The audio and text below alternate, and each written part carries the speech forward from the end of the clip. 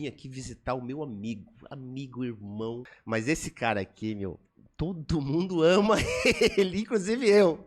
Leonardo, parceiro. Tudo bem, Léo? Boa, família. Cari. Vamos explicar o Cari, né? Eu chego no centro esportivo do São Paulo, quando eu fui contratado. Acho que era você também que me chamava de Twitter, porque era xixi, dois bifes, bifes. Não, só chamava você de Cari. Não, porque era do Rio. Sim. O Twitter do Cari, aí ficou Cari, eu chamo ele de Cari, ele me chama de Cari, que é carioca, né? Com muito orgulho. Não, Amélia, muito feliz de estar aqui, cara, muito de te ver, muito barato. Ô, Léo, você precisa vir mais pro Brasil, pô. Eu sei que você mora na Itália, tá? Tem uma família lá estabelecida, aquela coisa toda, tá? Você precisa vir mais pra cá, pra São Paulo, pro Rio, pro Brasil, porque você tem muitos fãs no Rio, porque você arrebentou no Flamengo, e muitos fãs em São Paulo, porque você é bicampeão mundial comigo em 93, Léo. Porra. Você tem toda a razão. A gente começou pelo... Quanto tempo que você não vem pro Brasil? Não, porque eu venho pro Brasil, eu venho sempre, mas realmente, assim, eu há muito tempo não te encontro, há muito tempo não vejo as pessoas do futebol, porque é uma correria danada. Quando eu venho pra cá são poucos dias, é família e tal, aquela correria. Eu também fui ficando desse jeito, mas você tocou num ponto delicado, porque pra mim, depois, agora estamos ficando velho, né? Com quase 56 anos, sinceramente, eu quando penso assim, falei, porra, se eu tivesse vivido mais tempo, mesmo pós-carreira, depois do futebol, mais tempo no Brasil, acho que eu teria vivido, mas foi assim, a história foi essa, não tem como voltar. Tô feliz, não tô reclamando de nada não, agradeço a Deus todo dia, tudo que eu vivi, mas esse é um buraquinho, vamos botar aí, é um buraco aí, é um buraco. Ô, Léo, o pessoal que não viu você jogar, claro, né? Hoje mudou tudo, né? Nós estamos no novo século. 15 anos de carreira? 20, né? A minha carreira foi até curta, né? Porque eu parei com 32, né? Sim. Comecei com 18 e parei com 32. Pô, você parou porque quis, Léo? Parei por vários motivos, Milha. Parei porque comecei a ter problema físico. Sim. E também, não sei se você lembra do Galiani. Sim, claro. O Galiani é o meu mentor. Um dia ele chegou pra mim, tava indo no Milha, e falou assim, você quer jogar ainda? Eu falei, por quê? Se não quiser, vem trabalhar comigo. Aí, de um dia pro outro, eu comecei... Então foi ele que despertou essa nova... Ele me colocou do lado dele. Eu tinha 33 anos. Ainda era Berlusconi dono. Ainda era o dono Berlusconi. E o Galiani era o... E eu fiquei com ele 7 anos depois disso. Então eu parei com 33 anos e... Ou seja, parou porque quis. Eu tava parando já, tá? Eu acho que eu não tinha teu físico, né? Ô, Léo, eu comecei a sentir. Quando você dava o tapa, o cara chegava na frente? Exatamente, eu falei, não é possível. Não, tem um momento que eu nem dava mais o tapa. Eu falei, pô, aí acabou, não tava dando. Isso já no meio, né? Isso já no meio, já na frente. No Milan jogava. Fui jogador. Meio atacante. Fui jogador de tudo que é lado, né, cara? Então, assim, mas eu jogava meio atacante, mas já tava começando na descendente. E, sinceramente, essa oportunidade foi maravilhosa. Eu fiz uma universidade do lado do Galiani, fiquei 7 anos com ele. Depois ele me pediu para ser treinador do clube ainda. Então, para mim, foi realmente uma formação maravilhosa com um cara que eu adoro. Então, foi maravilhoso. Ô, Léo, hoje é normal um jogador dizer assim... o treinador me colocou nessa posição, eu não me adaptei, não foi legal, tá? E você jogou da direita, jogou lateral esquerdo, você jogou de meia atacante, segundo volante, como se diz hoje, né? O que você acha desse jogador que fala essas coisas? Um bom jogador, tô falando. Cara, eu não quero ser o cara crítico aí sempre, né? Mas a coisa da velha geração que fala da nova, esse negócio de velho falando de novo é complicado. Mas eu acho o seguinte, que eu acho que tem um processo de formação que ele mudou.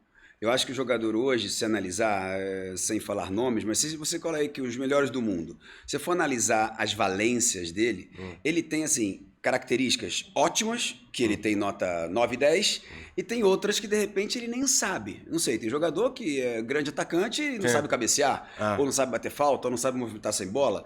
Eu acho que a gente tinha uma formação muito mais completa. Eu acho que se você aprende a chutar direita, aprende a chutar de esquerda, aprende a cabecear, fundamentos. Depois você aprende o jogo, você aprende a se movimentar sem bola, aprende a se movimentar quando você tem uma linha atrás ou quando você não tem. Você fica muito mais versátil. Você pode ser usado em outras posições. Eu acho que hoje a formação é muito específica. O cara é bom de velocidade, então ele drible e cruza. Ele faz drible e cruza o tempo inteiro e ele, quando joga 10 metros para cá, ele tá perdido na posição. Então, assim, eu acho que isso é uma limitação de um processo de formação que o jogador fica completamente limitado a uma posição. O Léo é gente boa demais, mas eu posso falar.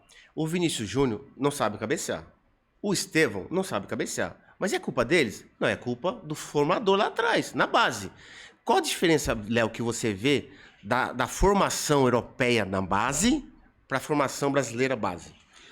Tem uma diferença? Eu acho que tem uma diferença. Eu acho que na Europa, essa formação mais específica, mesmo dos fundamentos, mas muito mais, vamos botar assim, pragmática, Sim. ela sempre foi assim. O cara tinha uma formação prática de determinados fundamentos do jogo, da tática.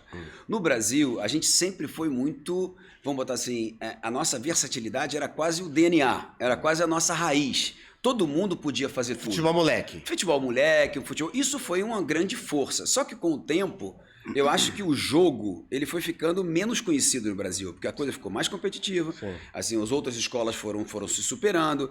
A Europa virou cada vez mais um centro, né, que domina, onde todos os jogadores estão lá. E eu acho que a gente foi ficando, essa coisa só da versatilidade ou do futebol moleque, ele foi ficando, digamos, menos impactante. Por que você acha, então, que você acha que o futebol moleque do Brasil, o drible, hoje o jogador do Brasil não dribla. Não dribla. Você sabe disso. Por que essa origem nossa, essa raiz nossa de drible, de improviso, por que ela ficou para trás em relação à versatilidade europeia? Eu acho que aconteceu no Brasil, talvez o mesmo processo que aconteceu na Europa. Eu acho que nós temos hoje uma quantidade de jogos enorme. Isso aí, falar de calendário é complicado.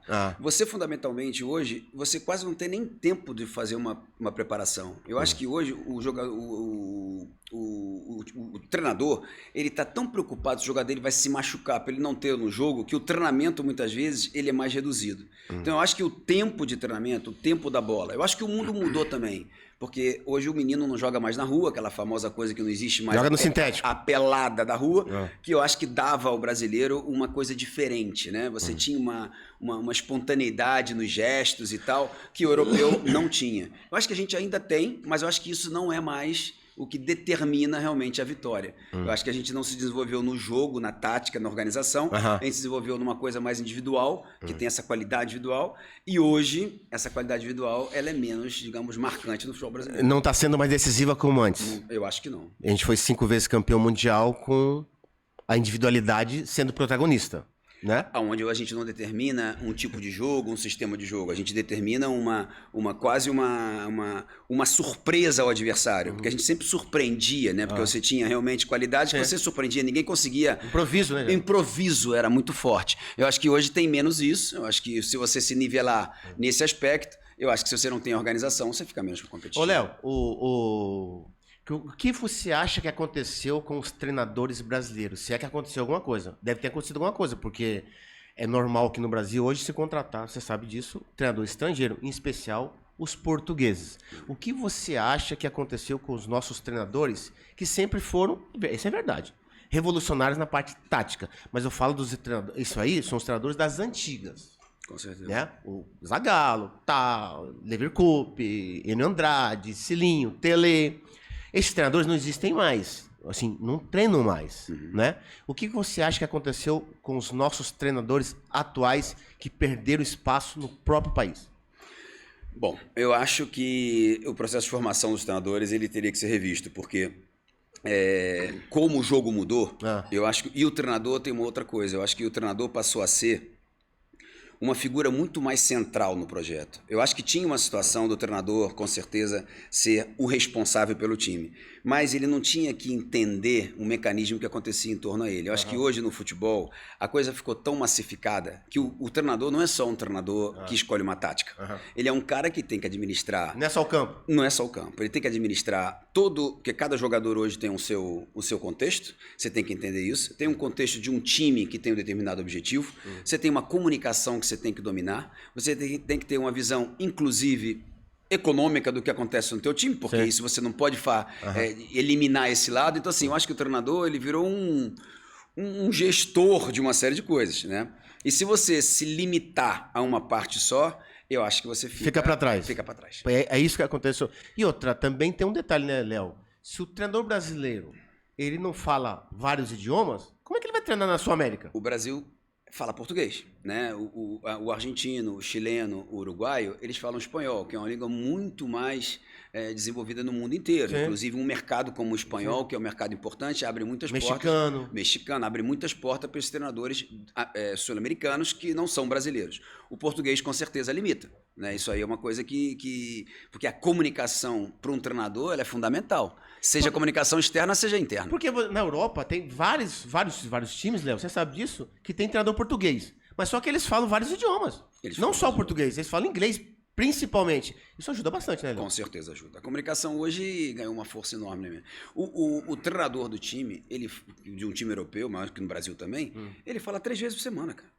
3 vezes por semana ele faz uma coletiva. E ainda fala depois do jogo. Então, assim, ele é a cara do clube, do time. Então, assim, ele tem que reunir muitas coisas. Eu acho que por isso que a seleção, muitas vezes, você pegar um treinador hoje que coloca ali, cara, ou o cara tem uma estrutura em todos os sentidos, ele não vai aguentar. Por isso que tem que botar um Ancelotti, né? Que é o cara ali que vem aqui pô, com as costas largas, chega ali e domina uma série de situações. Isso foi muito criticado e muito debatido aqui, Léo. O Brasil é pentacampeão mundial com um treinador brasileiro. Para que um treinador estrangeiro, aquela coisa toda, aquela coisa toda. O que você achou da contratação do Ancelotti, né? Você já falou isso em outros lugares, inclusive na Itália. O que você achou do Ancelotti na seleção brasileira?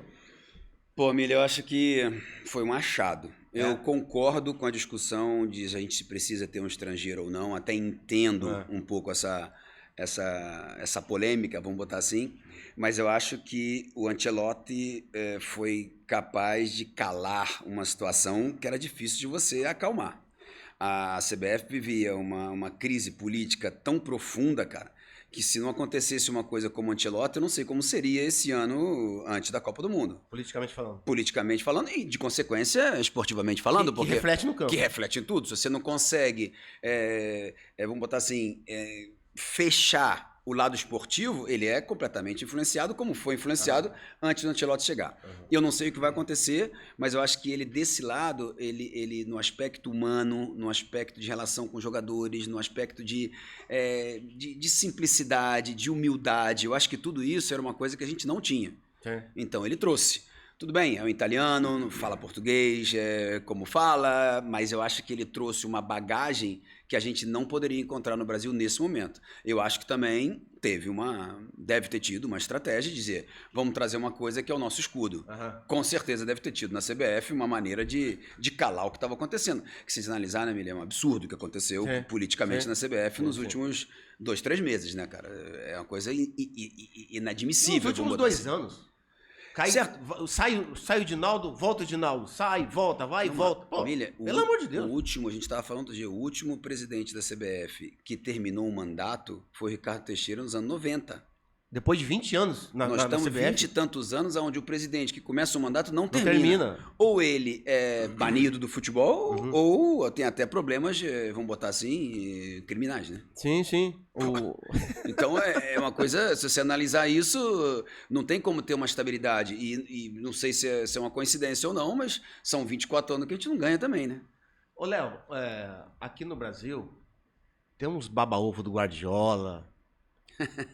É verdade. Os caras, Guardiola. Esse inventou a bola. Que o Guardiola é o cara. Ficou 7 anos no City sem ganhar nada. É fato. Fato é fato. Eu acho o Ancelotti 200 vezes melhor que o Guardiola. Os números dele, coroas... Eu gosto do Guardiola. Então, mas beleza, Léo. Mas só que o Guardiola perdeu uma chance pro Ancelotti agora. Perdeu. E o time do Guardiola, pra mim, muito melhor que o Real Madrid. Bom, muito mais completo, mas mais time. Você viu o time do goleiro ao ponto esquerdo, como dizia Ana Andrade? Com certeza. E perdeu pro Ancelotti. Então eu acho que o Ancelotti, ele não tem estratégia, não fala bonito. Como você falou, ele é um cara, na dele, é um boleirão.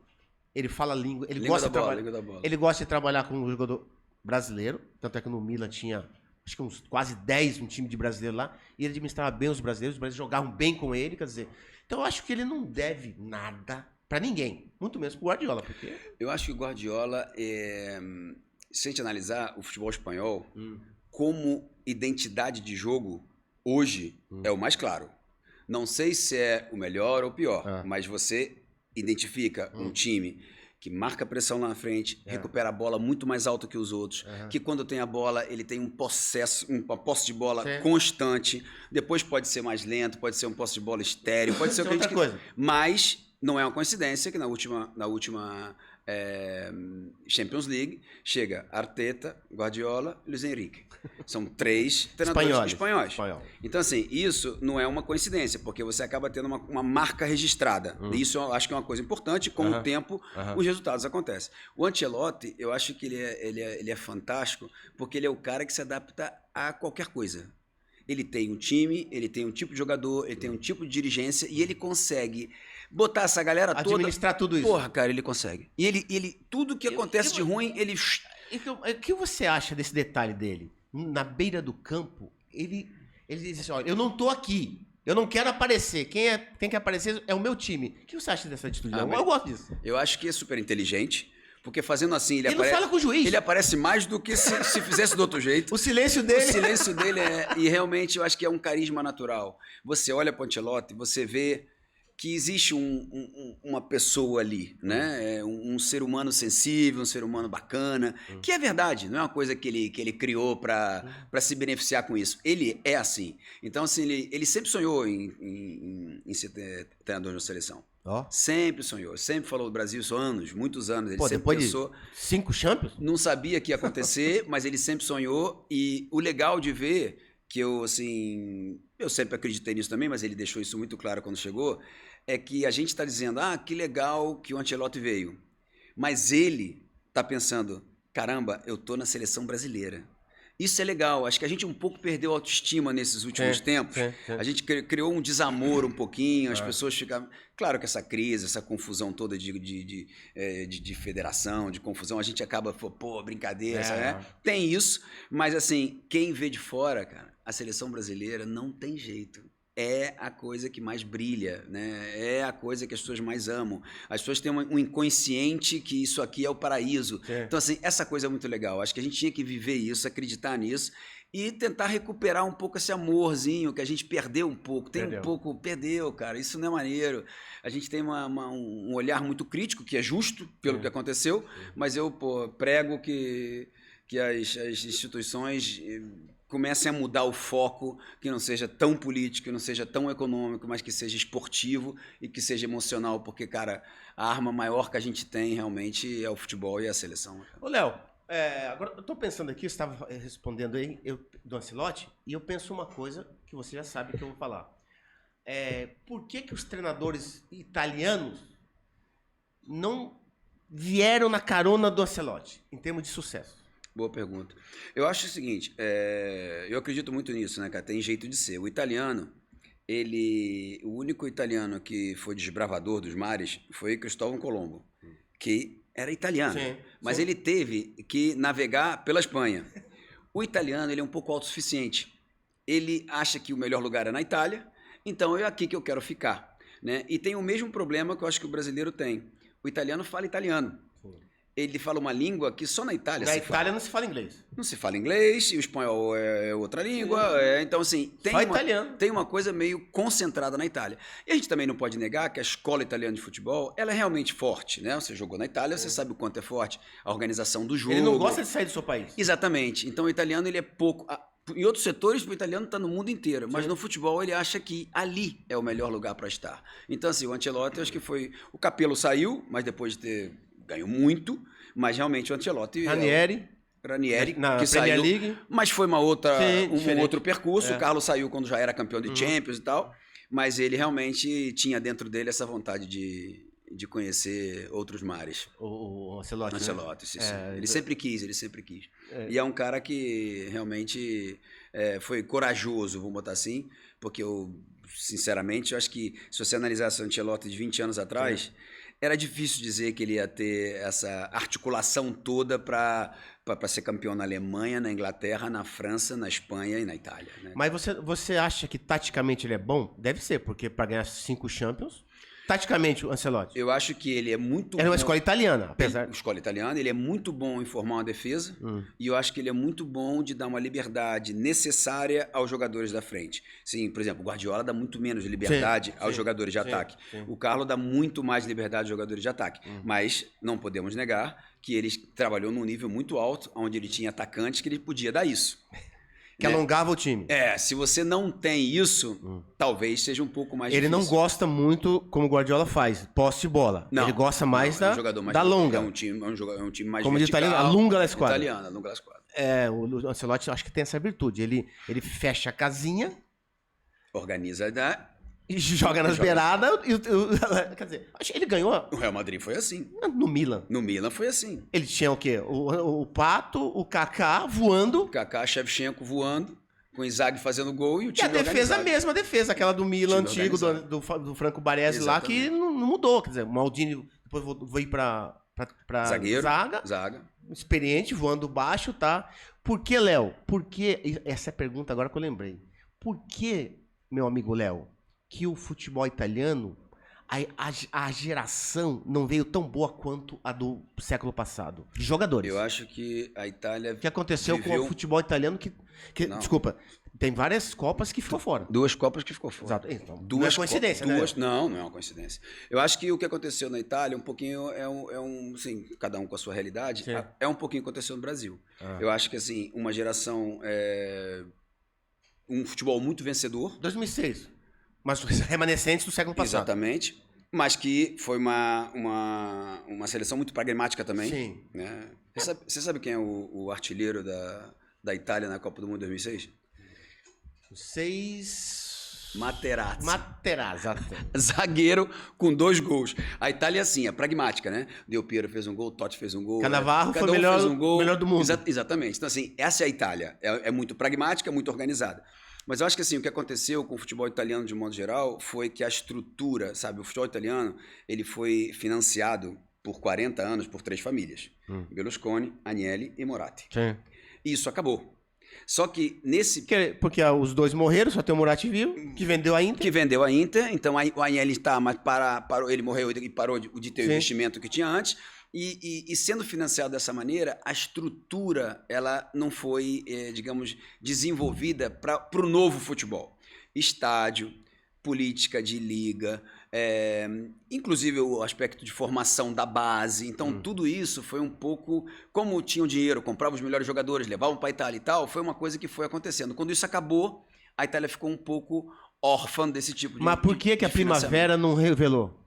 Eu acho que o investimento... A Primavera é a base da Itália. É a base da Itália. O investimento mesmo que tinha nos grandes jogadores não era proporcional ao que era a formação. Então a formação ela foi ficando limitada, esse pessoal acabou, entraram novos fundos, novos investidores que infelizmente não são investidores que possam alavancar, digamos, o que acontece na Premier League, o que aconteceu na Alemanha, que foi um investimento, ou na própria Espanha, que foi financiada um pouco por Cristiano Ronaldo e Messi, esse fenômeno durante 15 anos, e a Itália foi ficando para trás e hoje, infelizmente, talvez seja o 4º campeonato europeu. Ô, Léo, aqui no Brasil hoje, outro dia eu tava falando com o Japa e com o Salgadinho, eu tava assistindo um jogo, isso é São Paulo, Flamengo, Palmeiras. No jogo, metade do time jogando era estrangeiro. O que você acha disso, Léo? No nosso futebol pentacampeão. Isso é complicado. Eu acho que isso aí, cara, eu tava vendo até os números. Isso aí é meio chato. Eu acho que meu papo fica meio chato, porque eu sou muito pragmático, mas... Não, pode, Léo. Pô, aqui até... pode falar que você pode falar rasgada aqui. Tô ficando velho. Televisão é neura. Tô com medo de ficar chato, né, cara? Não. Velho fica chato. Mas, assim, eu acho que os números que a gente foi vendo, assim, tá acontecendo o mesmo problema que aconteceu na Itália. Hoje, os times brasileiros... Por isso que eu te perguntei isso aí. É um paralelo, né, Léo? Os times brasileiros, hoje, eles gastam quase 70% do faturamento com jogador. Né? E dentro desse 70% tem muito erro. Então você fica com um investimento muito forte que talvez você não consegue transformar. Isso é difícil para todo mundo, pelo amor de Deus. Sim. Mas eu acho que no Brasil isso é uma coisa que poderia ser evitada. Porque se você investe realmente no processo de formação, se você não deixa o Martinelli embora com 15 anos, ou o outro embora com 14 anos, com 16 anos. Hoje o ataque do Brasil foi embora do Brasil todo mundo com 15 anos, 16 anos. Martinelli, Rafinha, Rodrigo e Vinícius Júnior foram embora do Brasil com menos de 18 anos, eu acho. Todos eles. Né? Com 17 anos. Hendrick agora? Hendrick foi depois, então Renier foi também, vários jogadores. Quem dá certo, quem dá errado. Mas assim, se o Brasil se dedicasse realmente a isso, eu acho que não precisaria de tantos estrangeiros. Tem lugar que você precisa... A Arábia precisa desenvolver o seu futebol, tem que contratar estrangeiro para você tentar fazer com que o teu campeonato seja visto. No Brasil não teria essa necessidade. Eu acho que isso é um fruto de uma vontade de ganhar a curto prazo, mesmo do clube. Mediatismo, que você acaba contratando realmente jogadores que um pouquinho...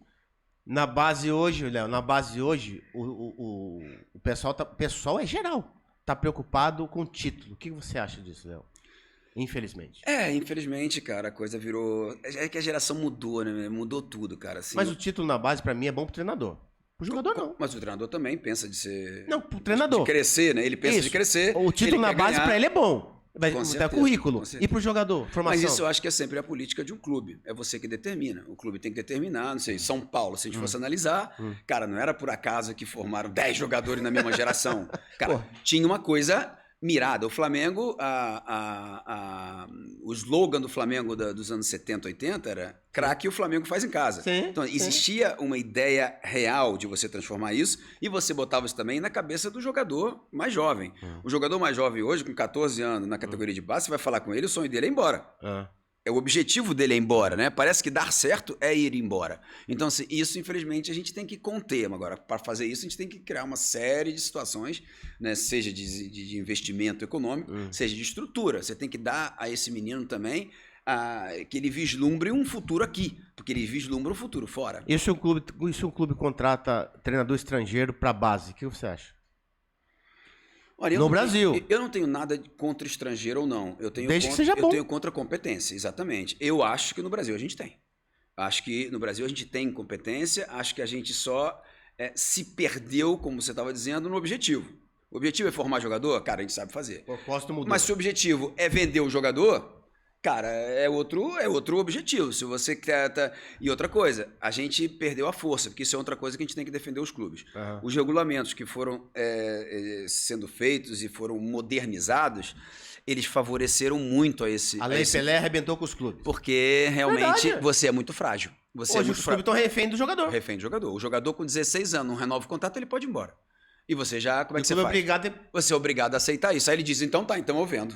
Então, assim, isso aí tinha que ser revisto, é uma questão política forte, mas eu acho que países exportadores, vamos botar assim, a França vive isso também, exporta muitos jogadores, e isso é uma fragilidade muito grande do sistema que o clube sofre muito. O clube acaba sendo refém. Totalmente refém, o jogador fica mais forte, o agente, pô, ele tá ali para fazer negócio e ele vislumbra isso, ele já cria a coisa para isso, e acaba sendo o caminho normal de muitos deles, né?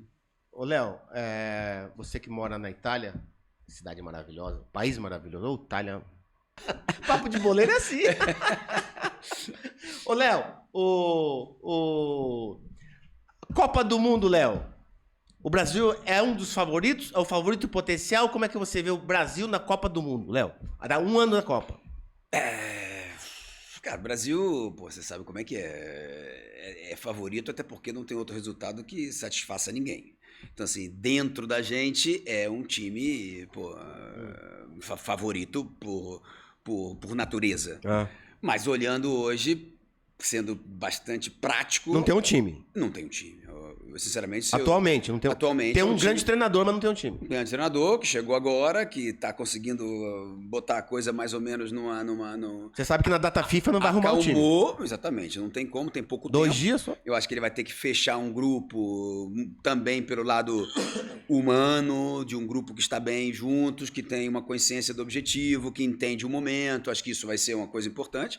Depois, um pouco de qualidade, com certeza a gente tem. Mas se tivesse hoje... Se eu tivesse que dizer um favorito, eu acho que eu colocaria mais a França e a Argentina. Pra Copa ano que vem? Eu acho, pensando... Espanha, França e Argentina. Eu acho que são os 3 em potencial. São os 3 em potencial. Aí vem de atrás Brasil, Inglaterra, Portugal. Eu vejo mais esses 3. Acho que o a Brasil geração de Portugal ainda tá uma grande geração.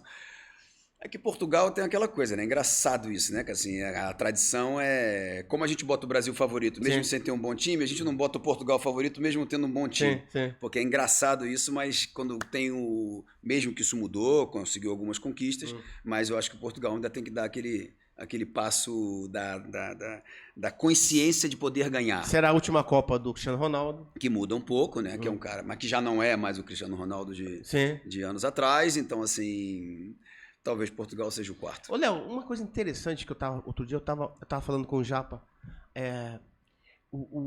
Os jogadores argentinos, na sua maioria, o goleiro, o atacante, eles nos clubes deles, eles não jogam nada. É verdade, é fato. O Dibu Martínez, goleiro. Mas chega na seleção, os caras se agigantam, meu. Os caras passam a régua. Eu tô fazendo esse contraponto porque na seleção brasileira, os jogadores da seleção brasileira, nos seus clubes, eles são protagonistas. Faz gol, decide título, cara. Chega na seleção, meu, ganhamos de Paraguai aqui, eu fui no jogo, Léo. Um sufoco, o cara errou um passe assim pra trás, achamos um gol. Meu, por que o jogador brasileiro hoje, eu acho que ele tem que aprender a jogar na seleção brasileira. É isso, Léo? Eu acho que são ciclos. Eu acho que hoje jogar na seleção brasileira não é fácil. Porque eu acho que tudo que foi acontecendo e a distância do último título e a dificuldade, né, de ganhar os jogos, como você está falando, foi dando cada vez mais assim, a dificuldade do jovem chegar. Tem um período que o jovem chega, tá tudo redondo e puf, né, a coisa vai naturalmente. Não tem referência? Exatamente. Chega uma coisa mais fácil, papapá. Hoje, jogar na seleção, sabe, nos primeiros 15 minutos, as coisas não começam a dar errado, sabe como é que é? Aí começa aquele negócio, meu Deus do céu, e, pô, você tem que ter uma estrutura ainda muito maior. No nosso caso, você lembra de 94. A gente vinha de Copas um pouco mais complicadas, só que era tudo gente de uma personalidade muito forte, era gente com uma estrutura de jogo muito forte, e foi baseado nisso que o Brasil acabou ganhando, mesmo sendo criticado, né? Porra, time que só pensa na organização, 2 volantes, o que é isso, o que é aquilo, e foi um time super organizado, pô, com qualidade também, mas que as pessoas viam menos, e depois acaba sendo campeão. Eu acho que hoje o time precisaria de uma coisa assim, meu irmão, a gente sabe da não tem um líder dentro de campo. O líder acabou sendo o Ancelotti, né? Sim. Hoje realmente... O líder é fora de campo, tá na beira do campo. Ele tá buscando no Casemiro, talvez, essa liderança. Ele tá certo nisso? Um cara mais pragmático. Eu acho que ele tá buscando pessoas que ele conhece. Confiança. Como referência, trouxe depois de um pouco de tempo. Mas eu acho que, assim, hoje, se você analisar o que é o grupo do Brasil, você não consegue nem definir nesse aspecto psicológico. O que é? Esses caras estão imbuídos mesmo? Como é que é? Eu acho que tudo isso tem que ser construído agora, com um ano para a Copa do Mundo. Eu acho que ele tem que... O Ancelotti ainda foi um achado também por isso, porque ele é um cara pragmático. Então, ele é um cara que vai tentar fazer a coisa mais, assim, adaptada para aquela situação, que hoje não é brilhar.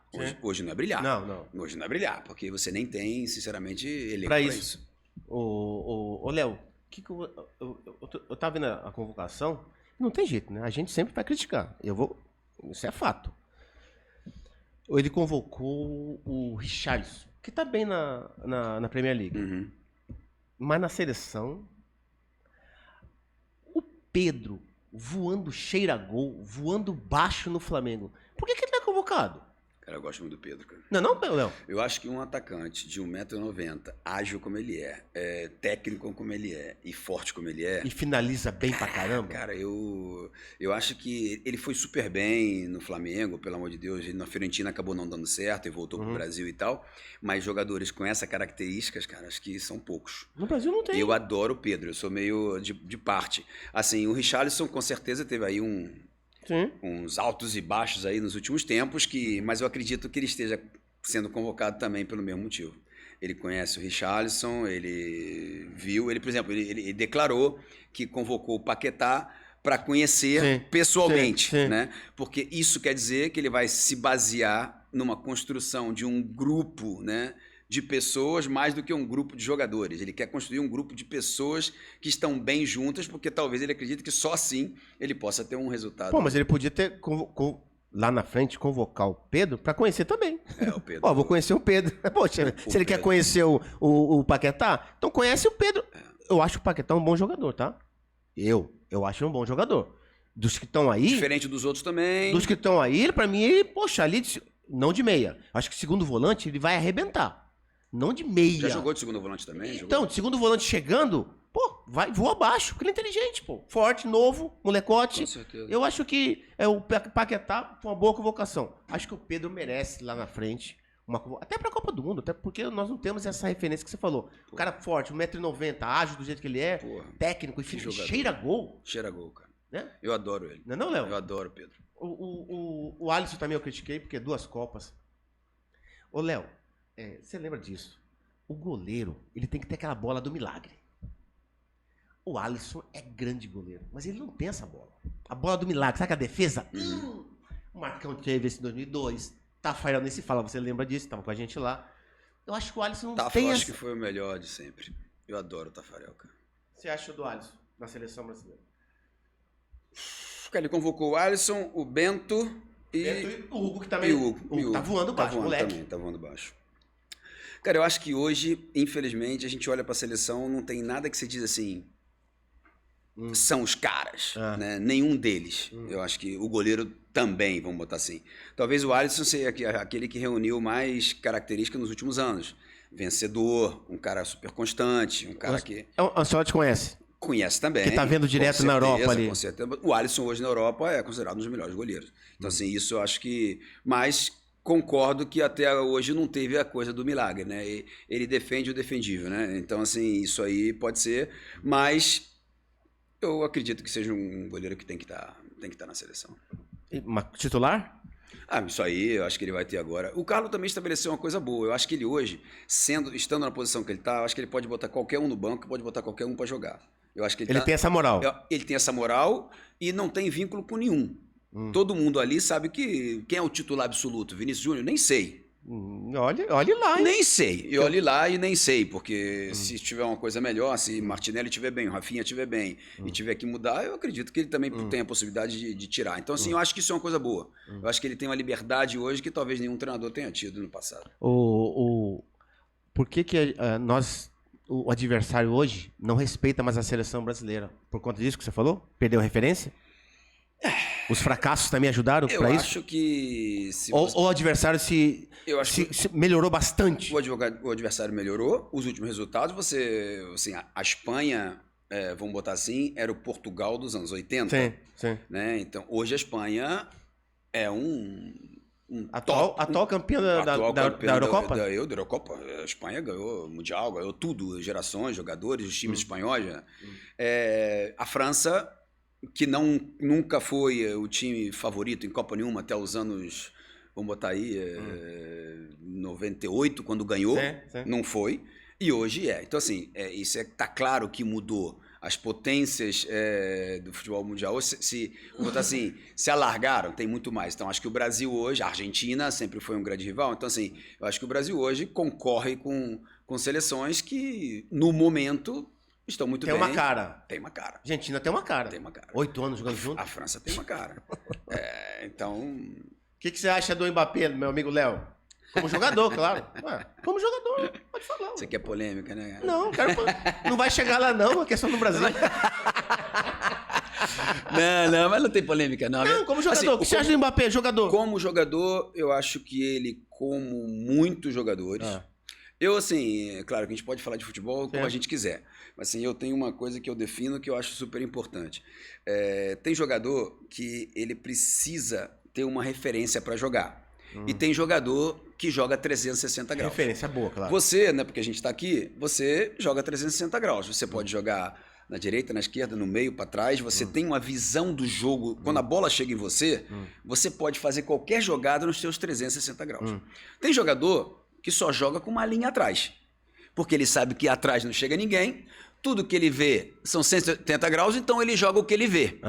Eu acho que o Mbappé entra um pouco nessa categoria. Né? Se você tirar a linha do Mbappé, se ele pensar que alguém vai chegar por trás dele, não tem jogo. Ele se movimenta pouco com a bola, sem bola, é um jogador que no 1 contra 1 muito forte, mas assim, essa coisa de jogar 360 graus, jogador criativo, ele não é. Então assim, eu acho que é um jogador excelente, mas no individual. Com uma posição só. Mas, sinceramente, a gente pode botar vários jogadores nessa categoria. Precisa de espaço. Se não tiver espaço... Ele precisa de espaço Sim. atrás da defesa do adversário, Sim. e precisa estar numa posição que fundamentalmente é na esquerda. Senão... Senão, acho difícil aproveitá-lo. Então, assim, eu acho que isso limita um time para poder criar um time em torno a um cara desse. Você tem um Zico, você faz um time em torno a ele. Sim. Você tem um Zidane, você faz um time em torno a ele. Hoje, o grande craque é diferente. Não é mais esse cara que tem uma visão do jogo total. Você acha que a seleção brasileira, meu amigo Léo, precisa ou vai ter, não sei, o Neymar? Porque o Neymar, hoje, tecnicamente, nós sabemos que ele é o melhor jogador do Brasil. Hoje, tecnicamente, eu acho ele o melhor jogador do Brasil. Indiscutível isso. Não estamos discutindo isso. Estamos discutindo a condição do Neymar. Você acha que a seleção brasileira precisa do Neymar na Copa do Mundo? Eu acho que o Ancelotti ontem deixou bem claro, e na entrevista, né? A entrevista coletiva dele, que ele só vai convocar quem estiver bem fisicamente 100%. Falou isso mesmo. E não convocou o Neymar, não convocou o Rodrigo, e parece que foi por esse motivo. Se é assim, o Neymar estando bem... E o Rodrigo não tá machucado não, hein? Não, machucado não. Não tá machucado não, Rodrigo. Diferente. Então, estando bem, acho que pode ser discutível. Hoje, realmente, pelo que a gente está vendo, eu acho que hoje ele não está dentro desse parâmetro do Ancelotti. Ele não está bem 100%. Então, não estando, eu acho que o Ancelotti vai pensar em construir um grupo que esteja muito mais coeso do que pensar em tentar, né, recuperar alguém. Você acha que o Ancelotti vai tentar fazer um time para jogar pro Neymar? Acho difícil de fazer isso. Acho difícil. Acho difícil. Do jeito que o Ancelotti é. E acho também que não vai ter nem tempo para isso, porque esses 2 jogos vão acontecer. Data FIFA não tem tempo. Terminar, não tem data FIFA, vão ser 2 amistosos, parece que não. Ele tem aquela pré-copa, 40 dias. Lembra? A Copa Querila, exatamente. Aquela pré-copa, 40 dias para formar o time. Acho que não vai ter tempo para isso, mas não acredito que ele vai fazer o tipo Neymar. Uma coisa em função disso. Acho que vai ser, se o Neymar estiver bem, é ele que vai se adaptar ao que o Carlos vai construir. Porque, do jeito que o futebol hoje tá, na tal da a força eu física... sincero contigo também, Emília. Essa coisa assim, e eu não vou falar isso porque eu não fui o protagonista central de uma seleção. Eu fui um jogador da seleção, mas não fui o protagonista aonde. Mas essa coisa de dizer que fulano ganhou a Copa sozinho, essas coisas. Não, assim, isso não. Essa coisa é meio, entendeu? Que não tem nada a ver, né? Nada, Assim, claro que é uma coisa de você... Lembra que você falou? Mesmo sendo um cara pica, ele precisa... Pô, cara... Da referência. Exatamente. Então, assim, não tem essa coisa assim, vou botar o Neymar pra resolver tudo. Cara, isso não tem cabimento, cara. Não tem, assim... Mas não porque não pode dar a uma pessoa esse espaço. Mas não é isso. É que não é possível. Isso não é verdade, né? Assim, o Maradona ganhou a Copa sozinho. Não é isso, cara. É Maradona, é o cara. Pelo amor de Deus. Pô. E como eu digo, eu não sou o protagonista principal, não tenho problema nenhum de ser o secundário de uma conquista. Mas essa coisa de, vamos botar lá o Neymar para resolver tudo, cara, isso aí não tem cabimento. Ô, meu amigo Léo, você que foi um cracaço de bola, que nós jogamos junto no São Paulo, na seleção brasileira. Não, eu não fui cracaço. Você jogava demais. Você foi cracaço, eu não fui cracaço. Ô, Léo, você jogou Quem te colocou no meio? Foi aquele holandês lá, que fraco, aquele treinador? Guus Hiddink. No Valência? Não, na verdade, minha história é estranha, né? Minha história não é de... Você chegou lá como lateral direito. Lateral esquerdo. Perdão, no Valência. Cheguei eu jogava com 3, ele me pegou pra jogar como quinto, o famoso quinto, que já não se fala mais isso, mudou tudo. Mas minha história foi meio, você não é de garoto prodígio, eu era meio campo na categoria de base. Eu era lateral porque era um espaço que me botaram lá, então foi tudo uma coisa assim, mas jogava de meio campo também e depois subi pro profissional. Porque uma série de coincidências, né? O Adalberto, não sei se você lembra, quebrou a perna. Alberto, porra, voava, cara. Voava quebrou a perna, parou praticamente de jogar. Na verdade, aí sobrou pra o você. reserva era o Ayrton, que não estava bem também. O lateral esquerdo do time de júnior era o Malhado, que estava com hepatite. Porra, você imagina como é que são as coisas? Tinha que ser você mesmo. Eu tinha treinado com um profissional uma semana antes, porque... 87 isso. 87. Que era a volta do Zico, ele estava treinando e tal, ele treinava com o Júnior, eu treinava com ele, e foi tudo uma coincidência, e eu acho que o Zico deu até um empurrãozinho também na minha... o time era bom pra caramba. Bom pra caramba, e eu comecei de lateral. Então assim, aí foi toda essa coisa, joguei lá, joguei cá, uma confusão danada, mas que pra mim foi ele lá que te colocou no Valência no meio. O primeiro jogo que eu jogo, meu, é Flamengo e São Paulo no Maracanã. Você faz 2 gols. 2-0. 2-0. Sabe quem era o lateral esquerdo? Era você? Você nem lembra, tá vendo? Você voava tanto que você nem viu o lateral esquerdo. Era o Aldair, cara. Não, tá, aquele dia lá, a torcida crucificou o Aldair. Não, botaram o Aldair, que não é lateral esquerdo, pra jogar. Você fez 2 gols em 20 minutos e eu entrei no segundo tempo. Aí você não jogou mais. Quando eu entrei, você não jogou mais. Mas e a gente perde 2-0, aí eu viro titular e jogo a Copa União toda e a gente é campeão. Exatamente. Essa foi a história de minha lateral esquerda. Aí vou pra seleção de lateral, aí ficou aquela coisa toda. Aí o holandês te coloca no meio. Ele me coloca pra frente, eu começo a fazer um golzinho e tal. Aí sabe como é que é, né? Você começa a ir pra frente, você não quer mais voltar, né? Não quer mais voltar. Pô, só o Lothar Matthaus que foi pra frente quis voltar. O meu amigo Léo, vou te falar o seguinte, como é que você lidou com essa, a palavra hoje é essa, né? Transição de jogador pra dirigente. Como é que foi isso aí, Léo? Essa história é legal. Sabe que eu tô com medo realmente de ficar chato, né, cara? Porque, porra, essa coisa tem que ser muito mais, né? É que eu sou um cara meio. Pouco engraçado, né, cara? Mas vou falar de coisa séria sempre, mas, pô, não tem jeito. É o meu Léo, jeito. você é nosso ídolo, Léo. Não, mas os São Paulinos estão ligados em você. Podcast, eu sou velho. Mas como é você, eu faço até podcast. Mas essa transição pra mim foi natural. Você tava jogando no Milan? Tava jogando e voltei pro Milan e tal. E, como eu falei, o Galliani me pediu pra ser. Mas eu acho que assim, eu até fui treinador, mas eu acho que não tem nada a ver com treinador. Assim, eu não gosto muito daquela coisa da semana, da preparação. Você foi treinador no Milan e na Inter. Como é que foi isso? Isso foi uma confusão do cacete.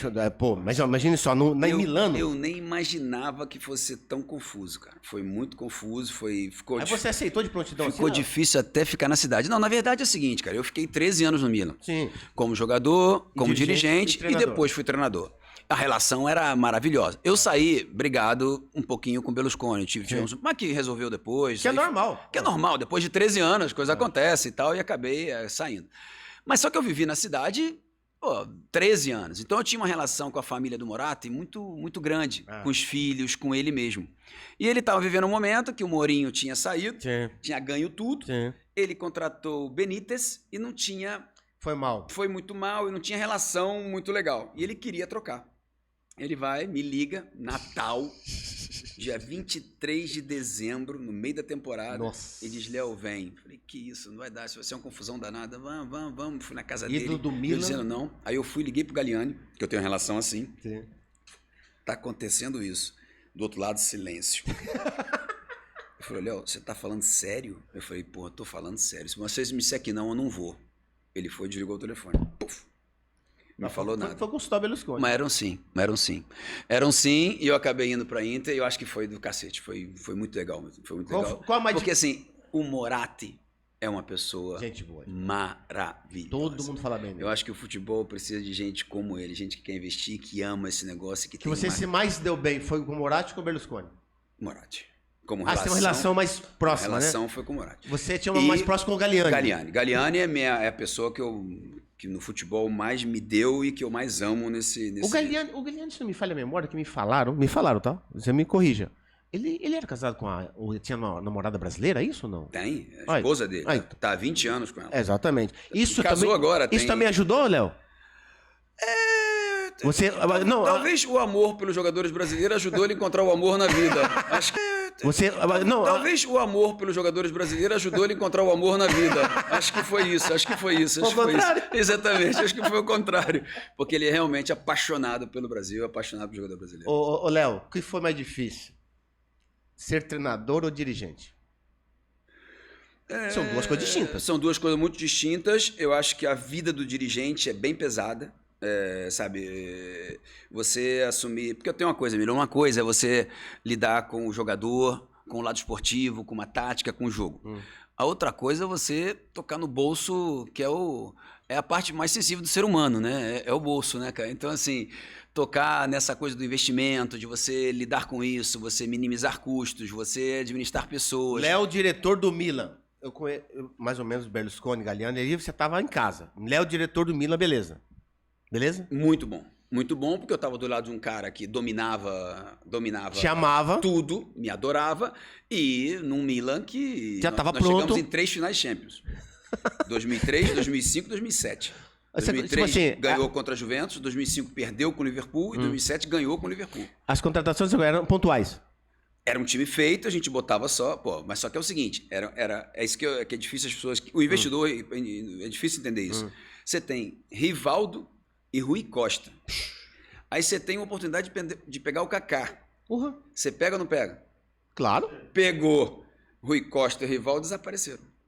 Então, assim, essa reciclagem é difícil demais. Quem era o treinador aí, Léo?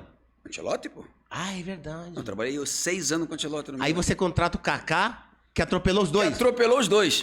Moleque, é mais no sangue no olho. Atropelou os dois, mas só que você tá no outro ciclo. Sim. Aí você vai e chega em outra final, e chega em 2 finais, e Pato também tava, né? Pato voando. Pato chegou depois. Pato chegou em depois. 2007, depois da última conquista, quando o Kaká ganha a bola de ouro. Aí você já contrata o Pato. Então, assim, era um momento que era o Milan que contratava todo mundo, que ganhava tudo. Então, pra mim, foi, sinceramente...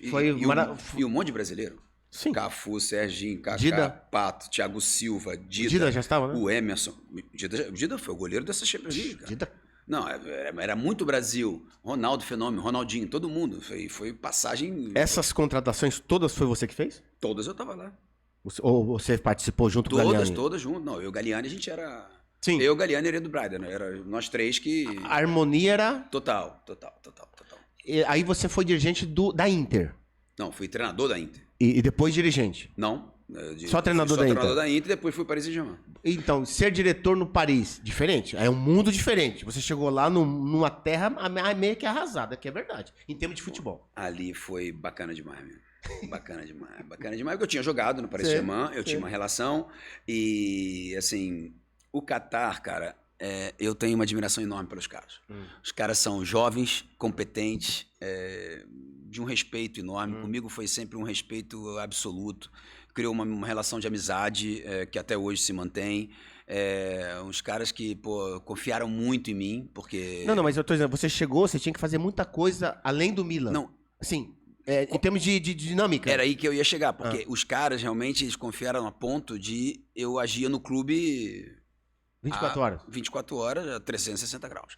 Porque era para construir tudo. Ou seja, você colocou a plataforma, o fundamento. Eu não quero me dar fato, mérito, não. Mas só que era uma situação onde o clube ficou 2 anos para ser vendido, foi completamente esvaziado. E quando chegou o Qatar com a vontade de investir, de transformar aquele clube, o objetivo era fazer com que o time seja competitivo nos próximos 5 anos. Competitivo em Champions League. E chegar ao top 5 nos próximos 10 anos. Esse era o objetivo. E rápido. Então a coisa era Porque então, dinheiro assim, não faltava. Nós contratamos sem ter uma estrutura. Eu cheguei lá dia 15 de julho. O campeonato começava dia 6 de agosto. Em 21 dias nós contratamos 8 jogadores. Era um atrás do outro. E o time ficou em segundo. E contratamos o Ancelotti em janeiro. E mais 3 jogadores. Você contratou Thiago o Lucas. Mota, Maxwell e Alex. Tudo brasileiro. O Lucas veio depois. Quem? Lucas. Lucas foi no ano seguinte. Tá. No ano seguinte. Aí você contratou 8 em 20 dias. 8 em 20 dias. E mais 3 em janeiro. Então você fez praticamente um time. Ficamos em segundo, fomos para a Champions League. Aí contratamos ali, que foi o passo para ser competitivo. Ibrahimovic, Lucas, Lavezzi e Thiago Silva. Ali foi o passo para mudar a dimensão do clube. Sim. E já na primeira Champions League, chegamos no quarto de final, a gente saiu com 2 empates contra o Barcelona de Messi. 1-1 e 2-2. Ainda tinha a coisa do gol fora de casa. E foi 2-2, 1-1. A gente acabou eliminado. E dali a história que todo mundo... Teve algum problema no Paris, assim, com algum jogador? Às vezes também, normal. Sei quantas vezes eu brigava com os diretores no São Paulo, no Palmeiras. Como dirigente... para, mexe o meu saco, tá? Normal, pô. Como dirigente é impossível não ter problema. É impossível, porque você é o cara que diz não para determinadas coisas, você é o cara que tá lutando também pela estabilidade do clube, não é só uma questão do jogo de domingo. Então, assim, com certeza eu tive problema com vários. Não, porque eu tô te perguntando isso, Léo, especificamente porque eu vi um vídeo na internet que viralizou, como diz no dia de hoje, Ibrahimovic fazendo não sei Briguei com ele no vestiário. Isso foi essa imagem só na internet. Foi que aconteceu ali, título Léo? depois de 19 anos. O que aconteceu ali, Léo? Não, na verdade ali um pós-jogo? Ali foi não, o pós-jogo foi o seguinte, a França nessas coisas ela é um pouco maleável. Tinha um antidoping depois do jogo e foram pegar ele no campo para levar pro... Mas todo mundo faz isso. Todo mundo faz isso, só que era o título, né? Um título depois de 19 anos, todo mundo queria festejar e ele ficou lá, não conseguia fazer pipi e ficou lá um tempão, começou a ficar nervoso, que ele queria sair de lá e o cara não deixava ele sair de lá e ele começou a dizer, me tira daqui. Eu falei, meu irmão, o que vai estragar toda a fé? E começou aquela briga e tal, mas 5 minutos depois... Tava tudo certo. Foi por causa do doping. Foi por causa do doping. Eu queria mijar e não conseguia mijar. Não conseguia e ele queria comemorar com todo mundo, justamente. Mas tem jeito de ser meio mala, hein? Não sei não, mas tem jeito de ser meio mala. Mas eu gosto, cara.